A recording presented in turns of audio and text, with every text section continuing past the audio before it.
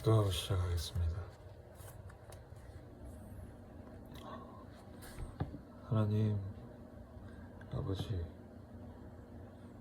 오늘 창세기 2장 18절 19절을 통해서 남녀의 관계와 하나님을 더 알 수 있는 그런 은혜를 허락하여 주십시오. 감사드립니다. 예수님의 이름으로 기도드립니다. 네, SOS A Sound of Scripture 5일차입니다. 가끔 그런 죄책감이 듭니다. 나는 신학을 하지도 않았는데 이렇게 말씀을 전하는 게 죄가 되지는 않을까, 이런 생각을 해봅니다. 하지만 저의 지위를 생각해 봅니다. 저는 택한 족속이요 거룩한 왕같은 제사장입니다. 그러므로 말씀 앞에 서서 하나님의 뜻을 깨달을 수 있는 어떤 사람 부럽지 않은 그런 권리를 매일 아침 행사하지 않을 수는 없을 것 같습니다. 제가 틀렸다면 성령께서 바른 길로 저를 인도하여 주시길 원합니다. 시작하겠습니다. 오늘 말씀은 2장 18절 19절 2절만 하겠습니다. 여호와 하나님이 이르시되 사람이 혼자 사는 것이 좋지 아니하니 내가 그를 위하여 돕는 배필을 지으리라 하시니라. 여호와 하나님이 흙으로 각종 들짐승과 공중의 각종 새를 지으시고 아담이 무엇이라고 부르나 보시려고 그것들을 그에게로 이끌어 가시니 아담이 각 생물을 부르는 것이 곧 그 이름이 되었더라. 아멘. 네, 하나님이 이르시되 사람이 혼자 사는 것이 좋지 않다고 하셨습니다. 좋지 아니하니는 로토브라는 뜻입니다. 토브는 상대적으로 더 낫다라는 뜻이라고 합니다. 이것은 아담의 창조가 불완전하다는 말이 아닙니다. 다만 아담이 혼자 지내는 것보다는 하와와 함께 거하는 것이 상대적으로 더 낫다라는 말이라고 합니다. 그래서 하나님은 돕는 배필을 지을 것이라고 하셨습니다. 돕는 배필은 에제르 네게브라는 뜻입니다. 에제르 네게드라는 히브리어입니다.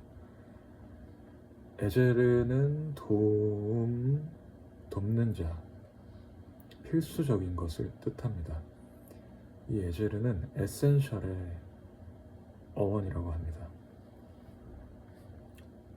네게드는 마주보는 곳에 맞은편에 맞서서라는 뜻입니다. 따라서 에제르 네게드라는 단어는 내가 마주보는 곳에 있는 나의 필수적인 도움을 뜻합니다. 이 말은 조력자, 반려자라는 뜻입니다. 이것은 남편에 대한 아내의 마땅한 역할이 어떤 것인지를 알려줍니다. 남편과 아내가 마주보며 서로에게 필수적인 도움을 주는 그것이 하나님께서 디자인하신 부부 관계임을 볼 수 있었습니다. 남성이 우위에 있다고 생각하는 것은 비성경적인 사고입니다. 고린도전서 11장 11절에 주 안에는 남자 없이 여자만 있지 아니하고 여자 없이 남자만 있지 않다고 합니다. 둘 다가 다 하나님의 형상과 모양대로 창조되었음을 잊으면 안 됩니다. 창세기 1장 27절이 말하고 있습니다. 하나님께서 자신의 형상대로 남자와 여자를 창조하셨다 라고 선언하고 있습니다. 하지만 남자와 여자가 어떠한 역할의 구분도 없다 라는 것도 비성경적인 사고입니다. 하나님께서는 남자와 여자에게 다른 역할을 주셨습니다. 남자는 여자를 보호하고 양육할 책임을 지닙니다. 그리고 여자는 남자에게 순종하고 도움을 줄 책임을 지닙니다. 그런 역할이 서로 어우러지면서 아름다운 남녀 관계를 만들어 나갈 수 있을 것입니다. 2장 19절에서 여호와 하나님이 흙으로 각종 들짐승과 공중의 새를 지으셨다고 하십니다. 지난 SOS에서는 하나님이 인간만을 흙으로 지었다고 말씀드렸는데 정정해야 할 것 같습니다. 동물들도 흙으로 빚으셨군요. 하나님께서 팀 켈러의 일과 영성이라는 책에서 하나님이 창조하는 모습을 장인에 비유한 그런 모습이 있는데 정말 그런 것 같습니다.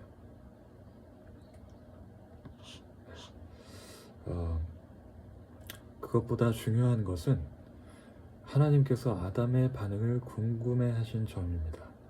하나님께서 지으신 동물을 아담에게 이끌고 가셔서 무엇이라고 부르나 보시려고 궁금해 하신 것을 볼 수 있었습니다. 이것은 마치 부자 관계에서 보이는 그런 모습 같습니다. 전지전능하신 하나님은 아담이 뭐라고 부르겠지? 라고 이렇게 미리 알고 계시지 않았습니다.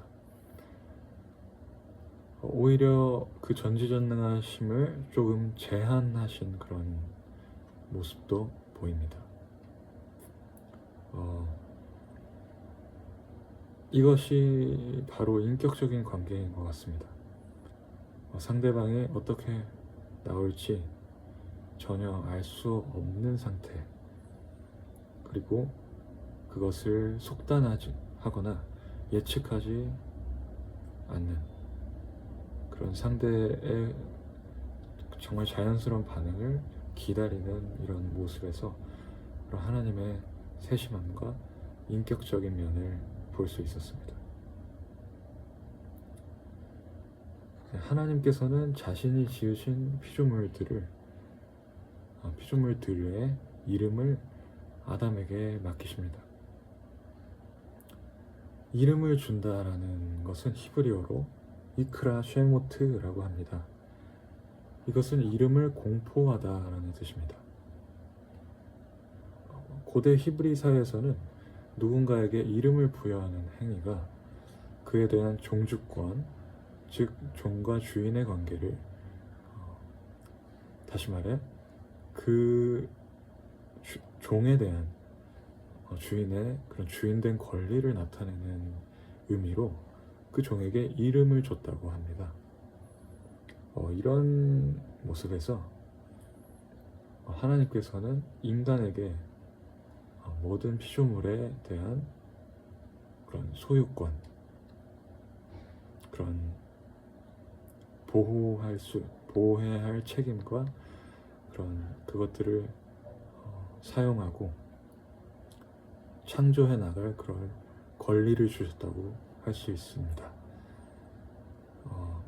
하나님께서는 피조물의 이름을 짓지 아니하신 것은 인간의 우월성을 인정해 주시기 위함이라고 어떤 주석가는 이야기합니다. 네, 오늘은 그래서 이 에제르 네게드라고 하는 그 여성의 돕는 배필이라는 그런 히브리어를 살펴봤습니다. 다시 말해 에제르는 마주 보는 곳에 있는 도움, 이런 뜻이라고 합니다. 네게드는 조력자, 반려자, 짝이 되는 벗이라는 뜻의 반려라는 단어가 있죠. 그런 반려라는 뜻이 바로 네게드에 해당하는 뜻이었습니다. 그래서 마주보는 곳에 있는 그런 반려자, 그것이 바로 하나님께서 주신 배필임을 우리는 확인했고, 이것은 꽤나 낭만적인 연애관에서는 조금 낯선 이야기일 수도 있을 것 같습니다. 왜냐하면 우리는 나를 격렬한 감정에 빠지게 하는 그런 매력적인 이성이 어떤 나의 배우자가 되기를 원할 때가 많기 때문입니다. 하지만 진정한 이 남녀 관계는 서로가 마주보는 곳에 있고, 그리고 서로가 서로에게 필수적인 도움을 줄 때 아름다워지는 것임을 한 번 더 깨달을 수 있었습니다. 네.